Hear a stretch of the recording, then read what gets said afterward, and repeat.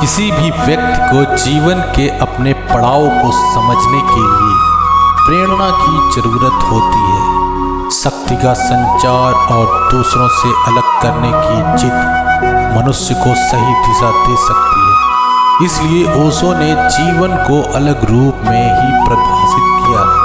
उनका कहना है कि जिंदगी के हर लम्हे को आज़ादी से जिएं, क्योंकि जिंदगी आज है, कल हो ना हो।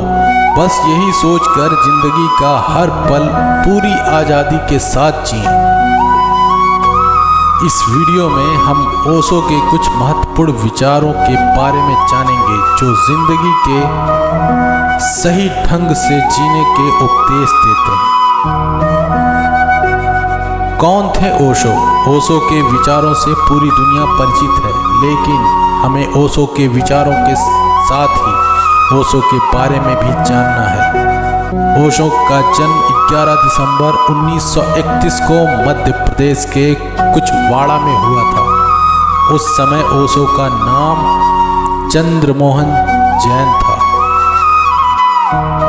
ओशो को बचपन से ही दर्शन में रुचि थी। ओशो के पिता का नाम बाबूलाल जैन और माता का नाम सरस्वती जैन था।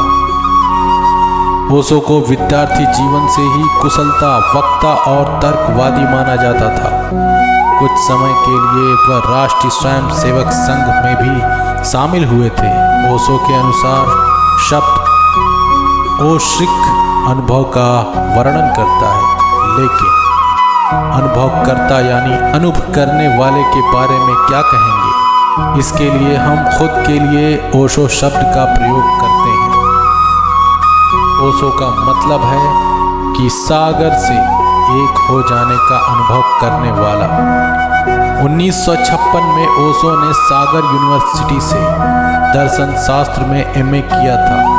1957 में वह दर्शन शास्त्र के प्रोफेसर के तौर पर रायपुर यूनिवर्सिटी में नियुक्त किए गए थे, लेकिन बाद में उनका ट्रांसफर जबलपुर यूनिवर्सिटी में करा दिया गया।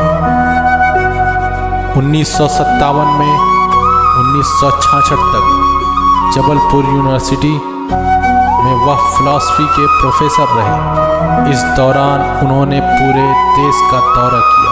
जिंदगी को नए रूप या कुछ अलग मायनों में परिभाषित करने वाले ओशो के विचारों के बारे में हम बताते हैं आपको। वीडियो पर बने रहिए और चैनल पर पहली बार आए हैं तो चैनल को सब्सक्राइब कीजिए और साथ में बेल आइकन भी दबाइए, जिससे हमारी आने वाली वीडियो आप तक आसानी से पहुंच सके। अगर आप सच देखना चाहते हैं तो न सहमति और न ही असहमति में राय रखो। ध्यान सबसे बड़ी कुंजी है। जिंदगी ठहराव और गति के बीच का संतुलन है। मूर्ख व्यक्ति ही दूसरों पर हंसते हैं, बुद्धिमान खुद पर हंसते हैं। दुख इस बात का संकेत है कि आप संघर्ष में हैं। कल कभी भी नहीं आता, हमेशा आज ही रहता है। रचनात्मक अस्तित्व में सबसे बड़ा विद्रोह है। मनुष्य का हमेशा डर के जरिए ही शोषण किया जाता है। जहाँ डर खत्म हो जाता है वहाँ जीवन शुरू हो जाता है। एक आदमी जो 100% समझदार है तो वह मर चुका है। आप वही बन जाते हैं जो आप अपने बारे में सोचते रहते हैं। जिंदगी कोई मुसीबत नहीं है, बल्कि यह एक खूबसूरत तोहफा है। चुने नहीं, जीवन को स्वीकारें, क्योंकि यह अपनी समग्रता में है। चिंता करने का मतलब है कि ईश्वर की व्यवस्था पर शक करना। वास्तविक रहें और एक बड़ा चमत्कार करने का प्रयास करें। खोजना है तो जिंदगी खोजो, मृत्यु तो वैसे ही एक दिन खोज लेगी। भीड़ उनको ही पसंद करती है जो उनके जैसे हैं, किसी अनूठे को नहीं। उत्सव मेरा धर्म है, प्रेम संदेश है और मौन मेरा सत्य है। भव्य हमेशा भविष्य के लिए होता है, भय कभी वर्तमान में नहीं होता। आनंदित जीवन और अस्तित्व ही आपका ध्यान रहेगा। अगर आप संतुलन करना छोड़ दें तो निश्चित ही जिंदगी बहुत खूबसूरत है। वह इंसान जो अकेले रहकर भी खुश है, असल में वही इंसान कहलाने योग्य है। सच्ची प्रार्थना सिर्फ धन्यवाद देना है, बस एक साधारण सा धन्यवाद पर्याप्त है। आपकी हंसी ही आपको अमीर बनाती है और वह हंसी आनंद देने वाली होनी चाहिए। जीवन एक चक्रव्यूह है, जो निकल गया वो बादशाह बनेगा और जो फंस गया वो भिखारी।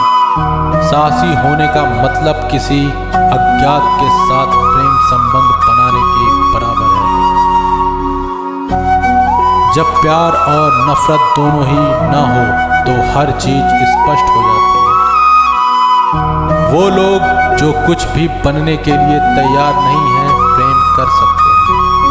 जब तक आदमी सृजन की कला नहीं जानता, तब तक अस्तित्व का अंश नहीं बनता। लोग दुख से बचने के लिए सुख से बचते हैं और मृत्यु से बचने के लिए जिंदगी से बचते हैं। जब दिल में प्यार और नफरत दोनों ही ना हो तो हर चीज साफ और स्पष्ट हो जाती है। यदि आप सच्चाई को देखना चाहते हैं तो उसके लिए ये उसके विरुद्ध कोई राय ना रखें। पुरुष जितना प्रेम शब्दों में प्रकट करेगा, उससे कई गुना ज्यादा स्त्री मौन में प्रकट कर देगी। प्रेम तब खुश होता है जब वह कुछ दे पाता है। अहंकार तब खुश होता है जब वह कुछ ले पाता है। कोई आदमी चाहे लाखों चीजें जान ले, चाहे वह पूरे संसार को जान ले, मगर वह खुद को नहीं जानता तो वह अज्ञानी है। दिल भूत और भविष्य के बारे में कुछ नहीं जानता, यह केवल वर्तमान के बारे में ही जानता है। इसलिए दिल के लिए समय जैसा कुछ भी नहीं। अधूरे ज्ञान के साथ कभी आगे ना बढ़ें। ऐसा करने पर आपको लगेगा कि आप अज्ञानी हो और अंत तक अज्ञानी ही बने रहोगे। अतीत का अनावश्यक रूप से बोझ ना लें। आपके द्वारा पढ़े गए अध्यायों को बंद करते जाएं। बार बार वापस जाने की जरूरत भी नहीं है। कभी किसी चीज से मत भागो, उसे पूरी ईमानदारी से करो। फिर एक बिंदु आएगा, शिखर, जहां और कुछ नहीं किया जा सकता। अज्ञानी बने रहना अच्छा है। कम से कम अज्ञान तो आपका होता है, ये प्रामाणिक है। यही सच और ईमानदारी है। अधिक से अधिक भोले, कम ज्ञानी और बच्चों की तरह बनो, क्योंकि जीवन को मजे के रूप में लीजिए, क्योंकि वास्तविकता में यही जीवन है। आपका पूरा विचार आपके बारे में दूसरों से लिया गया उधार है, या उन लोगों से उधार लिया गया है जिन्हें अपने बारे में खुद पता नहीं है। एक ही पाप है इस दुनिया में, किसी दूसरे की स्वतंत्रता को छीनना, क्योंकि दूसरे को बदलना राजनीति है और खुद को बदलना धर्म। जिंदगी एक ही बार मिलती है, तो इसका पूरा आनंद क्यों ना लें। निराशा से बाहर आएं और जिंदगी के हर एक पल को खुशी से व्यतीत करें। श्रद्धावान मूल्यवान पत्थर पर है या परमात्मा पर, यह गौड़ है। पत्थर पर भी हो सकती है और तब पत्थर भी परमात्मा का काम देने लगता है। वे कहते हैं कूदने से पहले 2 बार सोचो। मैं कहता हूँ पहले कूदो, फिर जितना चाहे उतना सोचो। मैं किसी से बेहतर करूँ, क्या फर्क पड़ता है। मैं किसी का बेहतर करूँ, बहुत फर्क पड़ता है। जीवन त्रासदी नहीं है, ये एक हास्य है। जिंदा रहने का मतलब है कि हास्य का बोध होना। सारी शिक्षा व्यर्थ है, सारे उद्देश्य व्यर्थ हैं, अगर वे तुम्हें अपने भीतर डूबने की कला नहीं सिखाते।